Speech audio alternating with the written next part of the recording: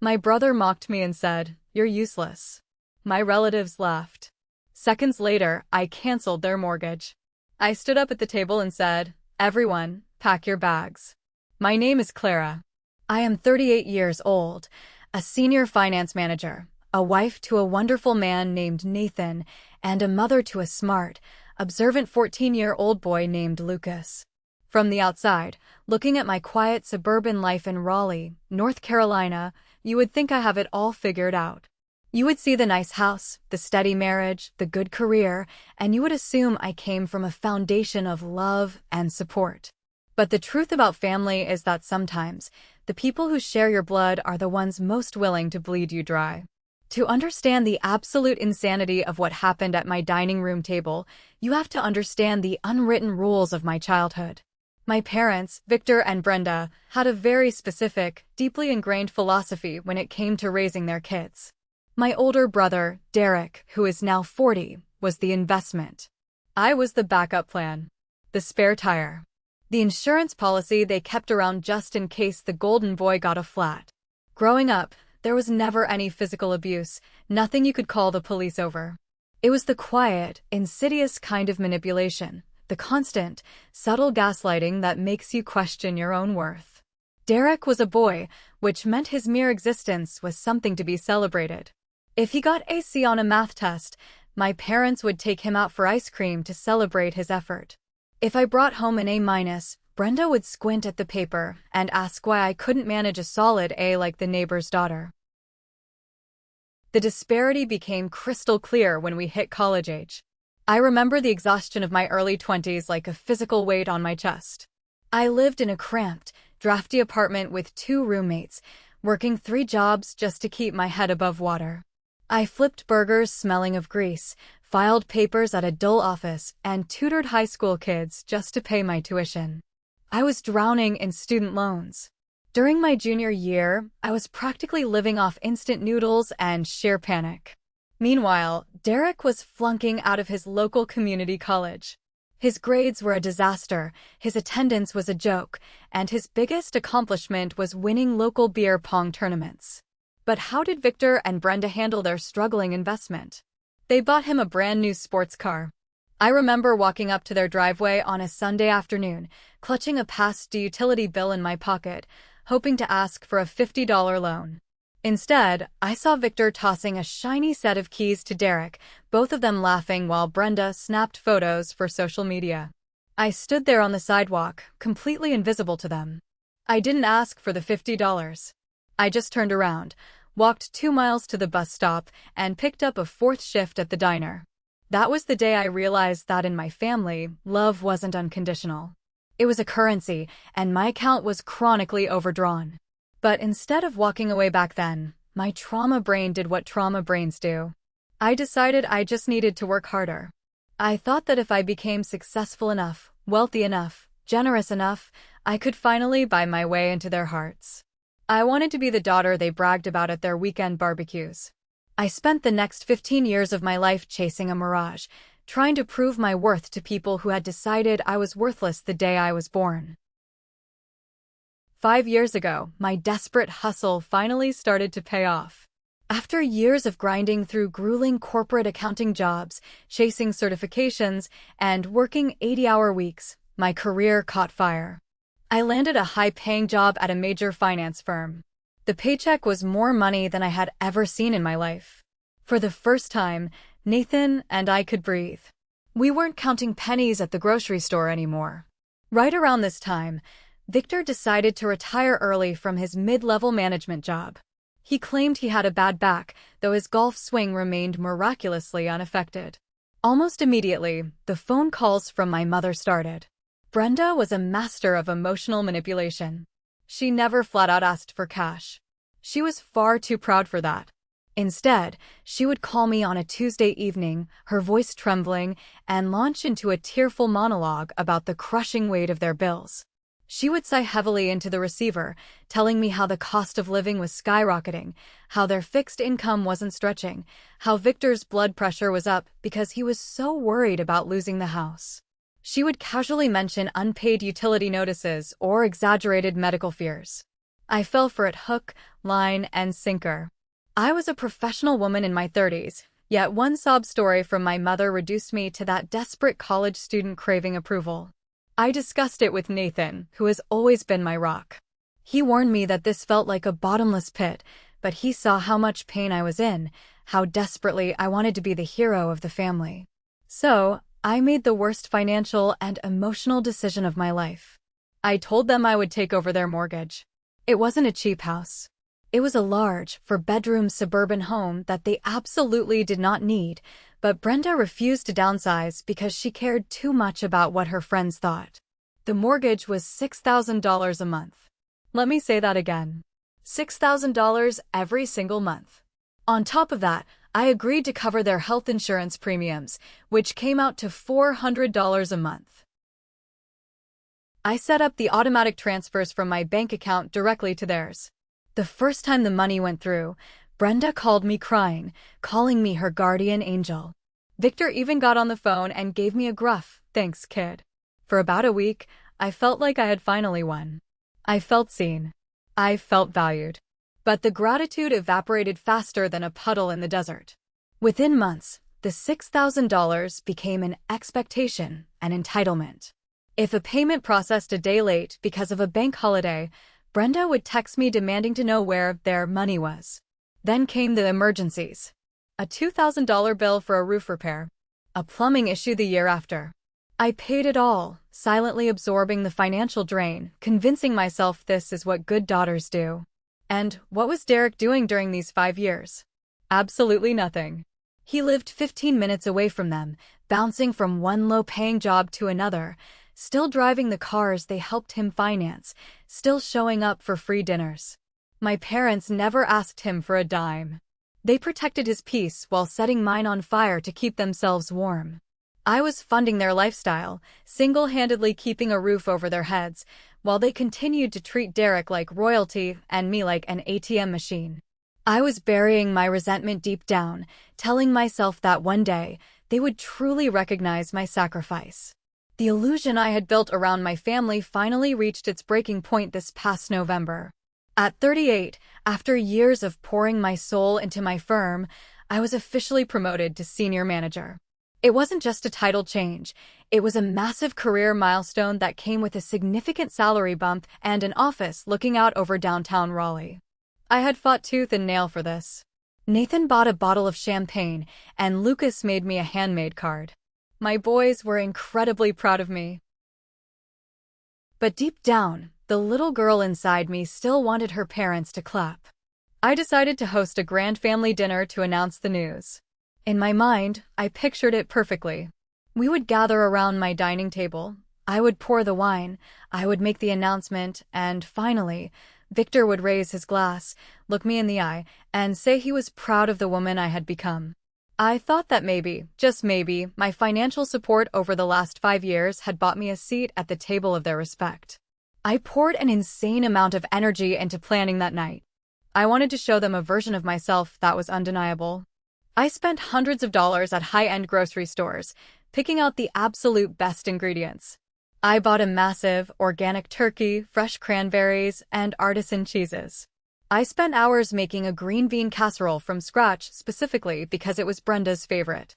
I even went to a specialty liquor store to track down a specific, expensive bottle of red wine that Derek had casually mentioned liking months ago. Nathan helped me lug the grocery bags into the kitchen, kissing my forehead and teasing me about preparing to feed an entire army. He spent the morning setting up the extra chairs, polishing the silverware, and making sure the house looked immaculate. I bought a new linen tablecloth, lit expensive candles, and put on a playlist of soft jazz music to set the mood. I sent out the invitations weeks in advance.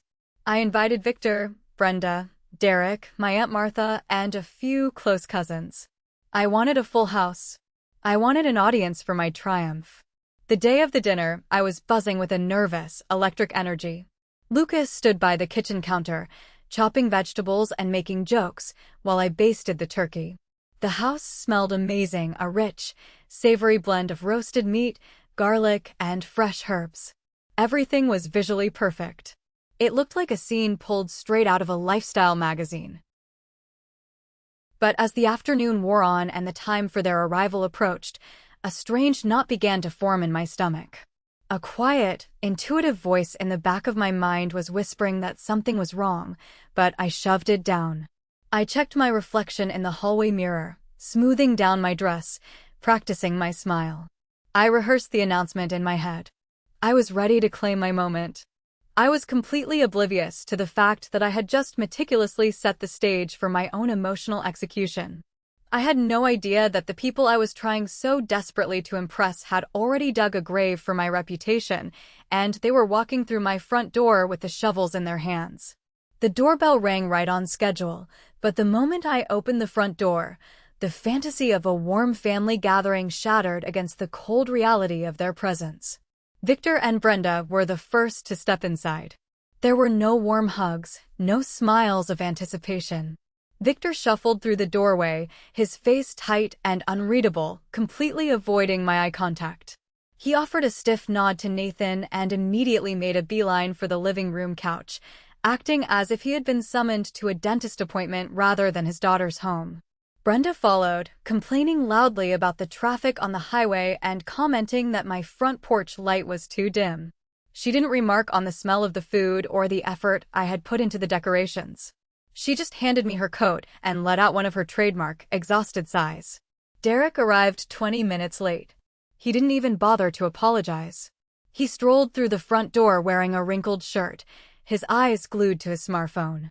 He gave me a half-hearted wave without looking up from his screen and walked straight to the kitchen to pour himself a massive glass of the expensive wine I had bought specifically for him. He didn't offer to help, didn't ask how my day was. He just took. Aunt Martha and my cousins filtered in shortly after. Martha tried to make polite small talk about the weather, but her voice was terribly strained, and her eyes kept darting nervously between me and my parents. The cousins clumped together in the corner, speaking in hushed, secretive tones. The contrast in the room was jarring. The dining table was a masterpiece, overflowing with steaming dishes, glowing under the warm candlelight. The jazz music played softly in the background. But the human element was freezing cold. The tension in the air was so thick it felt like trying to breathe underwater. Even my 14-year-old son, Lucas, who was usually oblivious to adult politics, sensed the hostility. He caught my eye across the kitchen island, raising an eyebrow and giving me a look that said, "What is their problem?"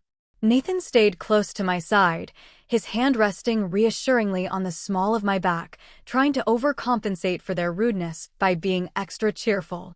I brushed off the suffocating chill. I told myself they were just tired or hungry or caught up in their own drama. I forced a bright smile, herded everyone toward the dining room, and directed them to their seats. I was stubbornly holding on to the hope that once we sat down, once I shared my big news, the ice would break. I poured the drinks, passed the plates, and watched as they piled their plates high with the food I had spent all day cooking. They ate my food, drank my wine, and sat in the comfort of my home, all while wearing expressions of profound misery. About halfway through the main course, after the initial clatter of silverware had died down and the plates were mostly cleared, I decided it was time. My heart started thumping a nervous rhythm against my ribs. I wiped my mouth with a napkin, took a deep breath, and looked down the length of the table. "Everyone," I started, my voice slightly shaky but filled with genuine excitement. "I actually brought you all together tonight because I have some really wonderful news to share about my career." I never got to finish that sentence. Before the words could fully leave my mouth, Derek aggressively pushed his chair back. The wood scraped loudly against the floorboards, cutting me off. He stood up slowly, picking up his wine glass by the stem. For a split second, my naive brain actually thought he was going to make a toast in my honor. I thought he was going to say something kind. Instead, Derek locked his eyes on mine. His gaze was icy, sharp, and filled with a bizarre, triumphant malice. His lips curled into a smug, arrogant grin.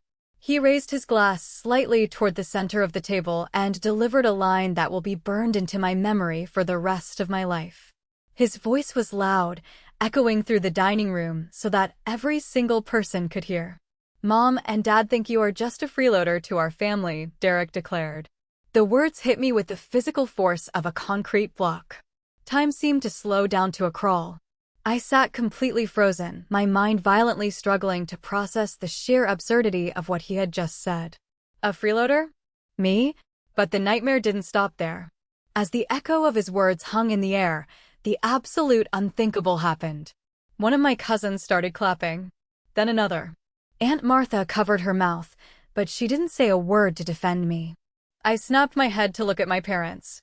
Victor was nodding slowly, his arms crossed over his chest, a look of grim vindication on his face. Brenda was looking at me with a sickening expression of pity and agreement. They were applauding him. They were validating him. The entire room was passively or actively participating in my public humiliation. The betrayal was so profound, so astronomically unjust, that I couldn't breathe. My pulse roared in my ears. Underneath the table, my hands began to tremble so violently that I had to grip my own knees to keep from shaking out of my chair. Derek stood there, basking in the twisted glory of insulting his sister, looking like he had just slain a dragon. He had taken the narrative of our entire lives, the narrative where he contributed nothing and I sacrificed everything, and completely inverted it in front of our extended family. He called me a freeloader, and the people whose lives I was literally funding nodded in agreement. I looked at Nathan. His face was flushed with pure, unadulterated rage, his jaw clenched tight enough to crack teeth. Lucas was staring at Derek with wide, horrified eyes, his fork suspended midair.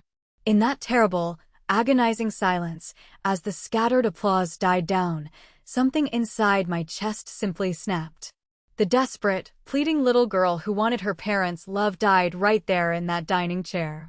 The 15 years of guilt, the endless anxiety, the desperate need for validation, it all evaporated, leaving behind a cold, crystalline fury. I didn't cry. I didn't scream. I didn't jump across the table and strangle my brother, even though every instinct in my body demanded it. Instead, the emotional switch completely flipped. The overwhelming sadness mutated instantly into a terrifying, icy calm. I slowly pushed my chair back and stood up, mirroring Derek's posture. I looked around the room, making deliberate eye contact with every single person who had just clapped, letting my gaze finally rest dead center on Victor and Brenda. I forced a smile. It wasn't a warm smile. It was a tight, razor-sharp expression that belonged to a predator. "Perfect," I said. My voice didn't waver. It was quiet, steady, and cut through the tension like a scalpel. Derek's smug grin faltered slightly. He blinked, clearly expecting me to burst into tears or run out of the room.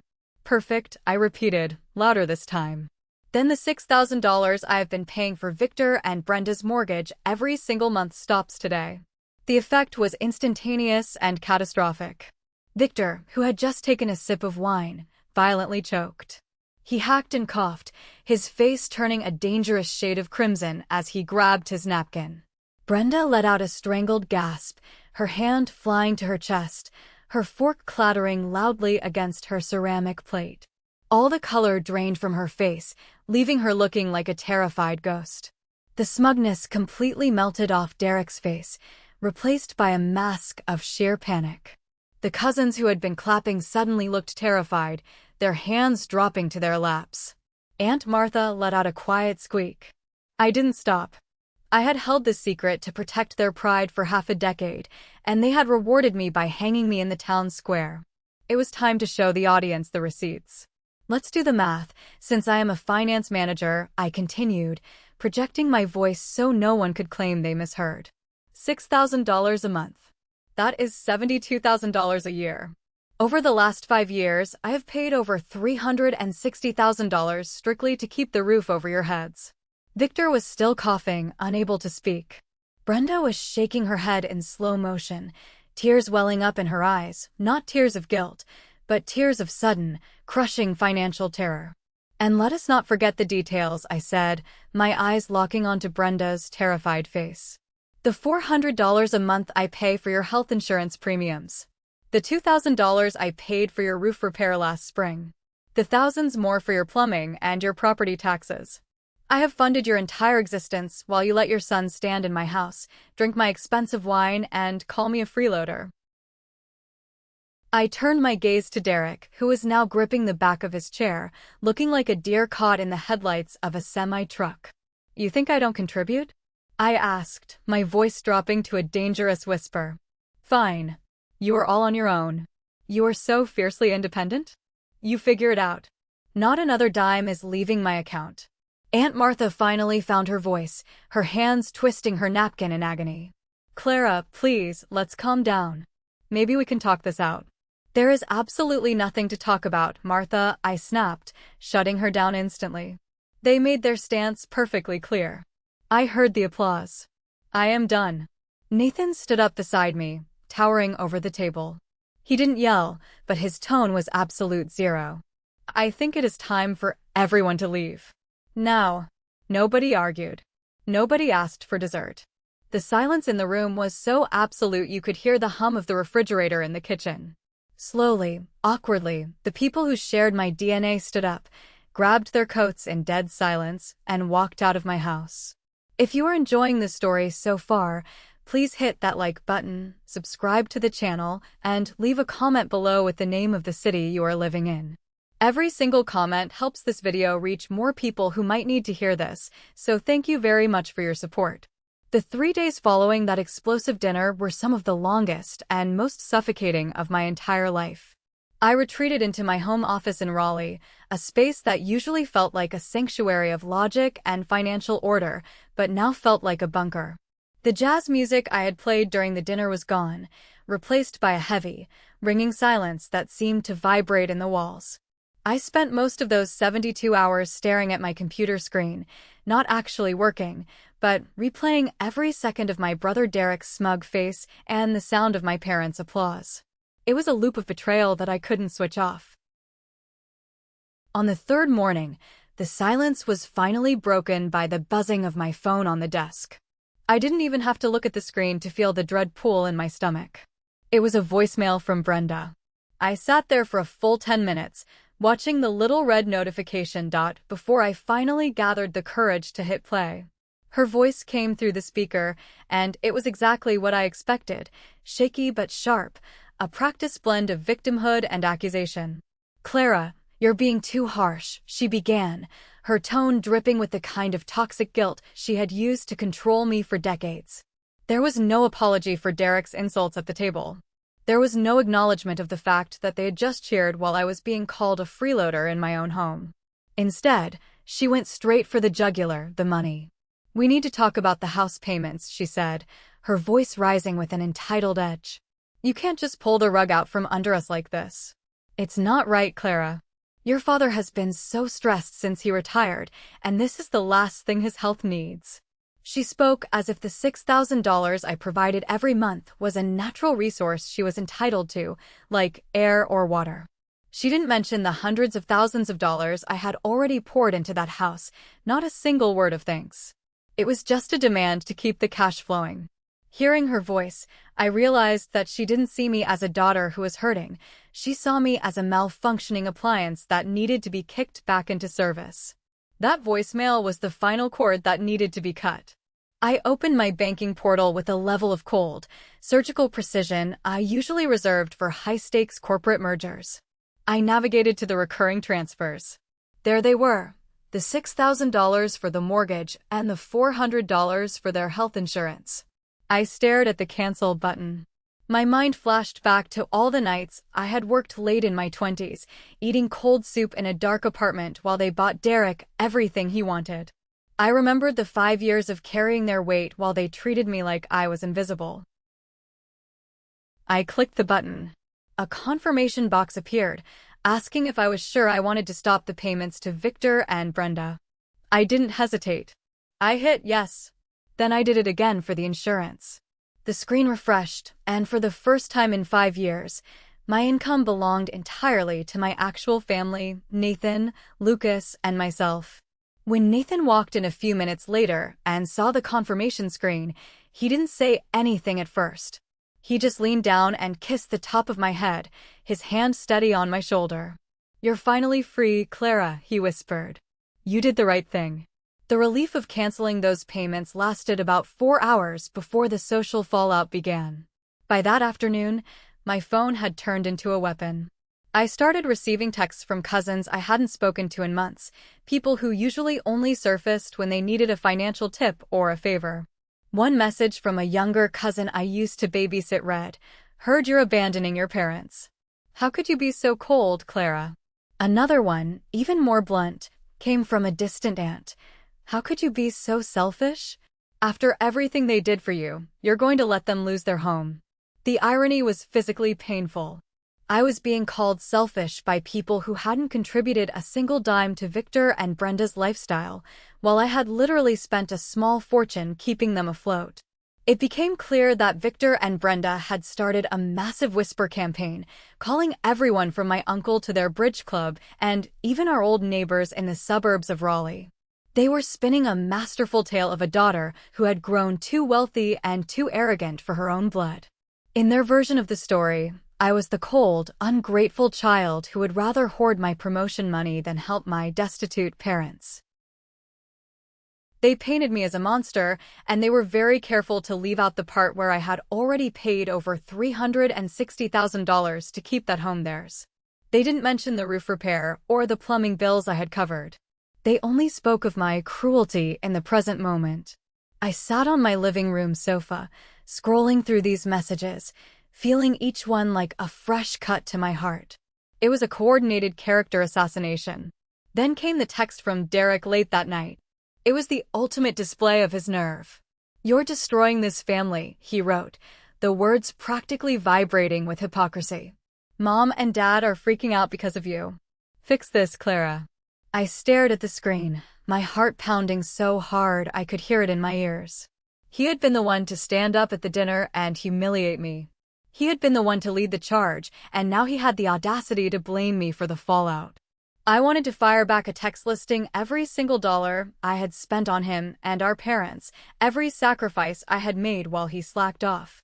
I wanted to scream at him through the screen. But I stopped myself. Replying to a man like Derek was like throwing gasoline on a fire. It wouldn't solve anything. It would only give him more material to use against me. Instead, I took a deep breath and turned off the phone. I went to bed and let Nathan pull me close, his steady breathing a reminder that there were people in this world who actually loved me for who I was, not for what I could provide. I realized then that Victor and Brenda weren't just struggling parents. They were the architects of this chaos, and I was finally refusing to play my assigned role in their play. A week after the dinner, the situation moved from digital harassment to a direct physical confrontation. I was at work, trying to focus on a complex financial audit when I got a call from Nathan.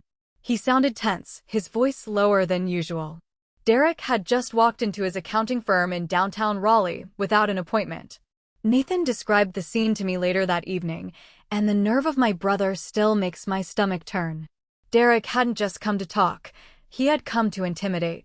He strode into Nathan's office, past the receptionist, and leaned over Nathan's desk. He didn't offer a greeting. He just launched into an attack, his face a mix of anger and desperate entitlement. "You need to talk to Clara," Derek had said, his voice low and intense. "She's tearing this family apart by cutting off Mom and Dad. It's not right, Nathan. You're her husband. You need to make her see reason." Derek proceeded to paint me as the villain, telling Nathan that I had left our parents in a financial mess without a second thought. He spoke as if I had suddenly snapped and decided to be cruel, completely omitting the years of financial support I had provided. He was trying to bypass me entirely, thinking he could pull Nathan onto his side to control me.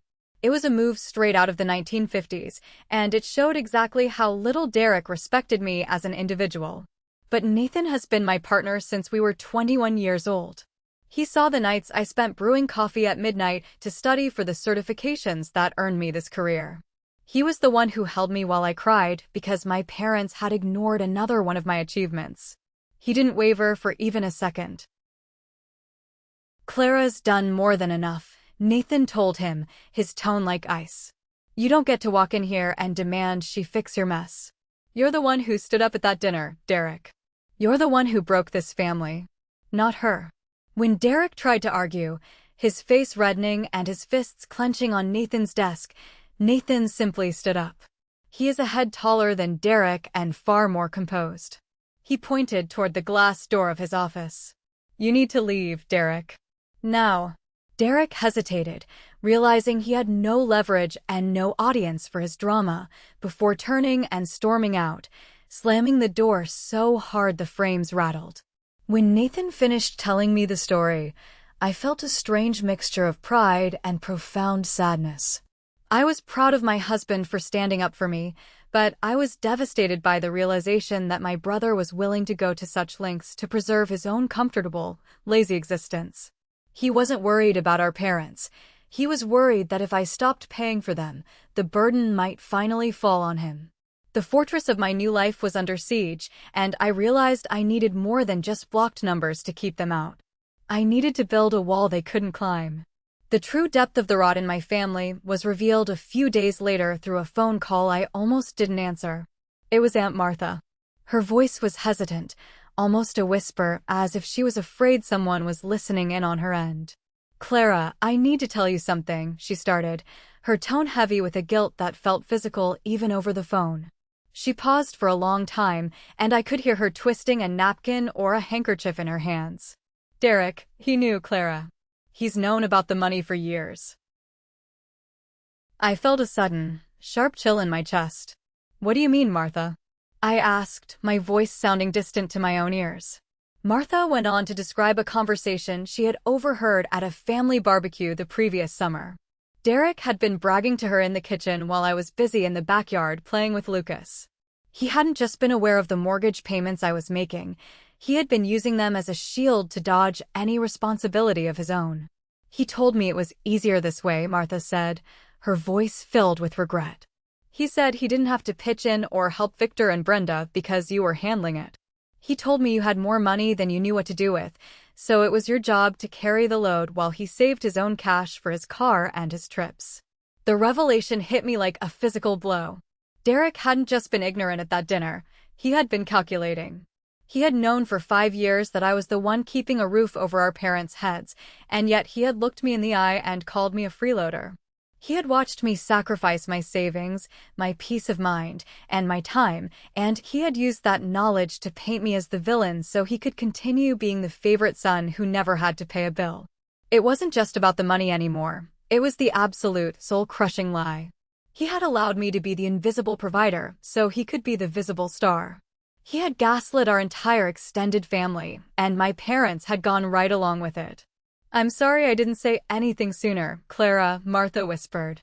"I just didn't want to cause trouble." I thanked her for the truth, my voice tight and small, and hung up. I sat in the dark of my living room for a long time after that. The betrayal felt complete now. It wasn't just a moment of anger at a dinner table, it was a 5-year conspiracy of silence and exploitation.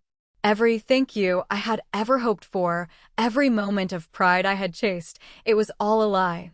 I was a resource to them, nothing more. I looked at Nathan when he came into the room, and the look on my face must have said everything. I was done with Derek. Forever. I blocked his number that night, and this time, there was no hesitation. I wasn't just closing a door, I was boarding it up. The final stage of the betrayal moved to the public square. A few days after the call from Martha, I started getting notifications that made my stomach turn. Victor and Brenda had taken their campaign to X. They were posting vague but pointed messages for all our relatives and old neighbors to see. It's a sad day when a daughter lets her husband control her heart and her bank account, one post from Brenda read. Family should be a priority, but I guess some people prefer greed over their own flesh and blood. Another post from Victor was even more direct, facing the loss of our home because someone we raised has decided to turn their back on us. Wealth really does change people for the worse. The comments underneath were a nightmare of thoughts and prayers from relatives I hadn't seen in a decade. People were calling my behavior disgraceful and heartbreaking. They were painting a picture of Nathan as a greedy puppet master and me as a cold, brainwashed daughter who had abandoned her elderly parents in their time of need. The level of manipulation was staggering. Not only were they ignoring the hundreds of thousands of dollars I had already given them, but they were now dragging Nathan's name into the mud to guilt me into coming back. They were trying to destroy our reputation in the Raleigh community just to keep the $6,000 a month flowing. I sat with Lucas that evening, trying to explain the situation in a way a 14-year-old could understand. I told him that sometimes, the people who should love you the most are the ones who will use you the most if you let them. I told him that setting boundaries isn't about being mean. It's about respecting yourself enough to say no to being exploited. He looked at me with those wise, observant eyes and just hugged me. "You're a good person, Mom," he said. "They're just wrong." That conversation with my son gave me the clarity I needed. If Victor and Brenda were willing to publicly attack my husband and my character to get to my wallet, they weren't my parents anymore. They were predators. I blocked their numbers as well, mirroring the wall I had built against Derek. No more texts, no more calls, no more chances for them to make me feel small. I felt a pang of guilt, a flicker of that old good daughter instinct, but then I looked at the posts on X again. They were rewriting history to make themselves victims, and I was finally refusing to be their silent financier. The next morning, I didn't wake up as the hurting daughter. I woke up as the senior finance manager. I called my lawyer, a woman I had worked with on several major contracts at my firm. We met in her high-rise office, the windows looking out over the city I had worked so hard to conquer. I laid out the entire history, the 5 years of mortgage payments, the health insurance, the insults at the dinner, the revelation that Derek had known all along, and the ongoing public smear campaign on social media. "I need to protect my family," I told her, my voice steady and firm. "I don't want them coming after us for money or dragging our names any further into the mud." She was calm and professional, outlining exactly how we would secure our future. We moved immediately to set up a trust for Lucas's college fund, ensuring the money was legally untouchable by any third-party claims or emergencies from my relatives. We reviewed Nathan's and my joint assets to make sure there were no legal hooks they could use to claim financial support in the future. Then, she drafted a formal letter to Victor and Brenda. It wasn't a threat of a lawsuit, but it was a clear legal boundary.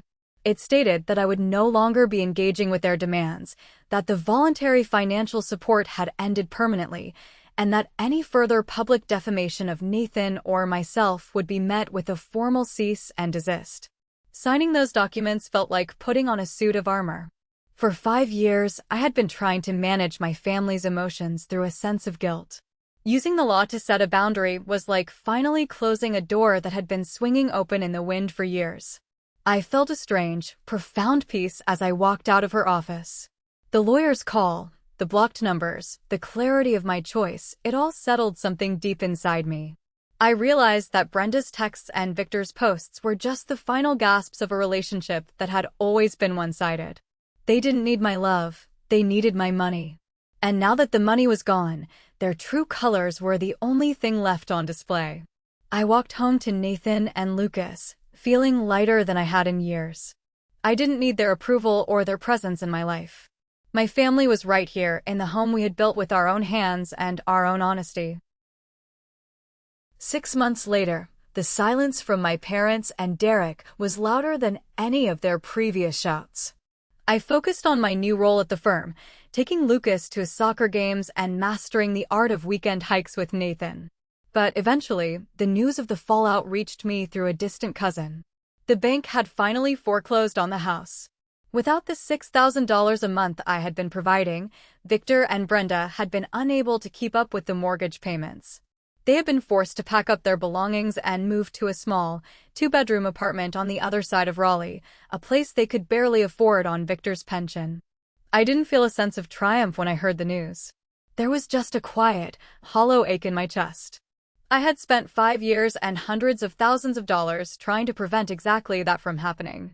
I had sacrificed my own peace of mind to keep them in that house, only for them to throw it all back in my face for the sake of a smug insult.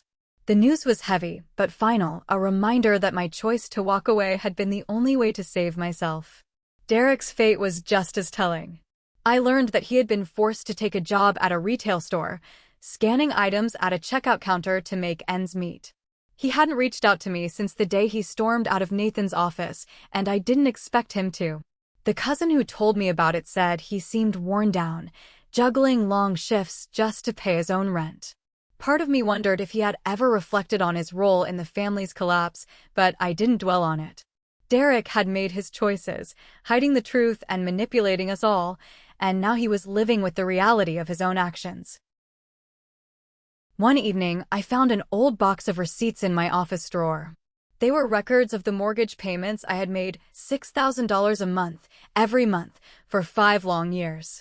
I flipped through the faded ink, and for a moment, the weight of it all came rushing back. Each receipt was evidence not just of the money, but of the manipulation I had endured. Their silence, their accusations, their refusal to acknowledge what I had done, it was all right there in the numbers. I didn't keep them out of bitterness. They were a lesson. I tucked the box away in a drawer, not to dwell on, but to glance at whenever a flicker of doubt crept in. Looking back, I finally saw the truth I had missed for so long. Family isn't just about blood. It's about the people who actually see you, who value you, and who don't demand your sacrifice without a single word of gratitude. Victor, Brenda, and Derek had taken me for granted and tried to make me the villain of their story. But setting boundaries wasn't about punishment, it was about protecting myself from their ingratitude. Nathan and Lucas were my family now, and their love was more than enough. I had learned to say no, to walk away, and to build a life where I wasn't defined by the expectations of people who never truly loved me. That was my real strength. So, looking back at the ashes of my former family, am I the bad guy for pulling the plug on their lifestyle, or was walking away the only way to save my own sanity? Am I wrong? Thank you for watching. If you haven't subscribed yet, hit that subscribe button, drop a like, and let me know in the comments what you would have done in my shoes. See you in the next story.